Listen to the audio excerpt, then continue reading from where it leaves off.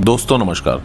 देखिए, वर्ष की दूसरी सबसे बड़ी लोक अदालत, जिसे हम राष्ट्रीय लोक अदालत के नाम से जानते हैं, वो मई 2026 में 9 तारीख को, यानी कि 9 मई 2026 को पूरे देश में एक साथ हर जगह पर आयोजित होने वाली है। वर्ष में 4 राष्ट्रीय लोक अदालतों का आयोजन किया जाना था इस वर्ष, जिसमें से ये दूसरी सबसे बड़ी देश की लोक अदालत, जिसका आयोजन आप सभी लोगों की समस्याओं के निपटारे के लिए 9 मई 2026 को किया जा रहा है।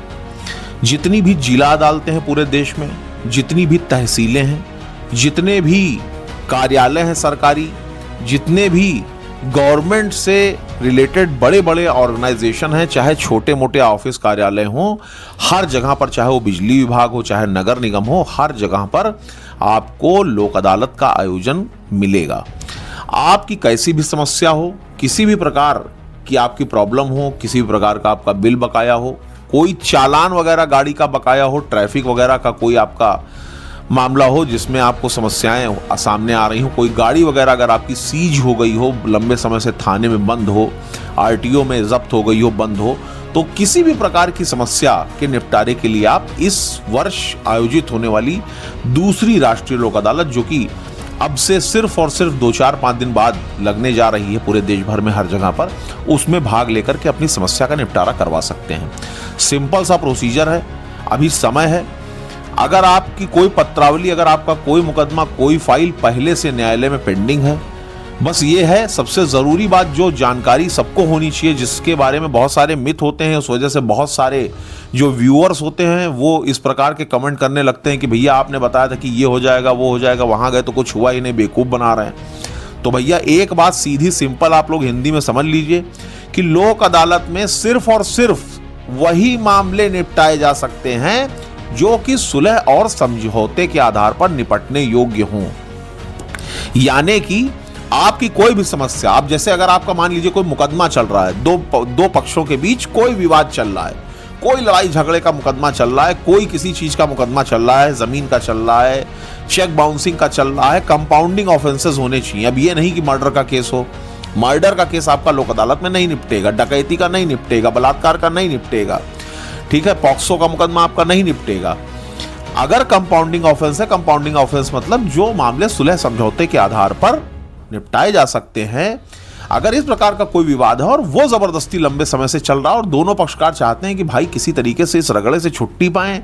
मामला खत्म हो,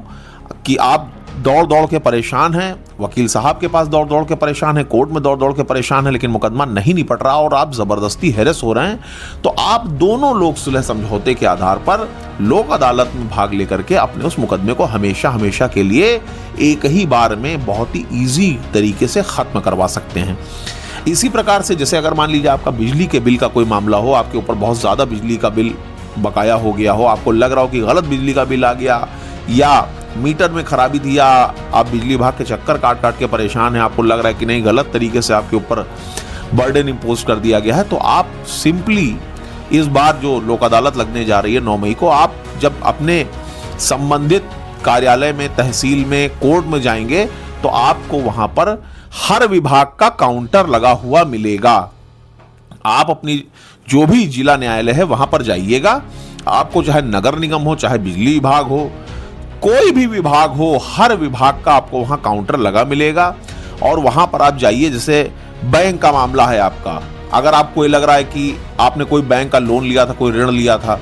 अब बैंक ने आपके ऊपर बहुत ज़्यादा पेनल्टी इम्पोज कर दी है, बहुत ज़्यादा ब्याज लगा दिया है, या आपको अगर ये लग रहा है कि पैसा आप चुकाना चाह रहे हो लेकिन बैंक आप पे दबाव बना रहा है कि नहीं पैसा अगर नहीं दोगे तुम्हारी गाड़ी उठा ले जाएंगे, कार उठा ले जाएंगे, तुम्हारा मकान कुर्क कर देंगे, जब्त कर लेंगे, तुमको निकाल के बाहर कर देंगे, तुम्हारी प्रॉपर्टी सील कर देंगे, ताला मार देंगे, तो आप 9 मई 2026 को जो लोक अदालत आयोजित होने वाली है उसमें जाइए। वहां पर जो आपके बैंक का काउंटर होगा, जहां पर लोक अधिकारी वहां पर बैठते हैं, जो सुनवाई के लिए बैठते हैं लोक अदालत में, आप जब वहां जाएंगे तो वहां पर अगर आप अपनी बात रखते हैं, और वो एक ऐसा मंच है कि जहां से आपको कुछ ना कुछ सुविधा मिल जाएगी,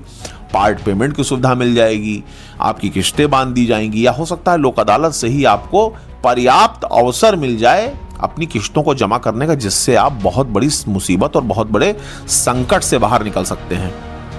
इसी प्रकार से सबसे ज्यादा समस्या अगर किसी को होती है, इस मतलब जनता में जो सबसे ज्यादा कॉमन प्रॉब्लम अगर देखी जाए तो वो आती है ट्रैफिक चालान की। अब चाहे वो हमारे युवा साथी हो, चाहे कोई और व्यक्ति हो, किसी भी उम्र का हो, किसी भी एज का हो, चाहे वो हमारे ड्राइवर साथी हो जो परमानेंट गाड़ी चलाते हैं, चाहे वो टू व्हीलर हो, चाहे वो फोर व्हीलर हो, चाहे वो हैवी व्हीकल्स हो, अगर किसी प्रकार का कोई ट्रैफिक का चालान, चाहे वो आरटीओ का हो, चाहे वो ट्रैफिक पुलिस का हो, अगर किसी प्रकार की कोई समस्या आपकी इस प्रकार की आ गई, जैसे आपकी गाड़ी सीज नहीं छूट रही है, आपका चालान नहीं छूट रहा है, तो लोक अदालत में जाकर के आप अपने सारे डॉक्यूमेंट लेकर के जाइए और लोक अदालत में जाकर के आप वहां से, जाहिर सी बात है कि अगर आप लोक अदालत में भाग लेंगे तो आपको रिबेट के नाम पे कुछ ना कुछ तो 100% मिलेगा ही मिलेगा। चाहे आपके कुछ पैसे ही कम हो जाए, चाहे आपको कुछ ही सुविधा मिल जाए, लेकिन आपको 100% वहां से कोई ना कोई लाभ होना ही होना है। इसलिए इस वर्ष आयोजित होने वाली देश की दूसरी सबसे बड़ी राष्ट्रीय लोक अदालत में 9 मई 2026 को भाग लीजिए और अपनी समस्याओं का निपटारा बहुत ही सुविधाजनक तरीके से कराइए।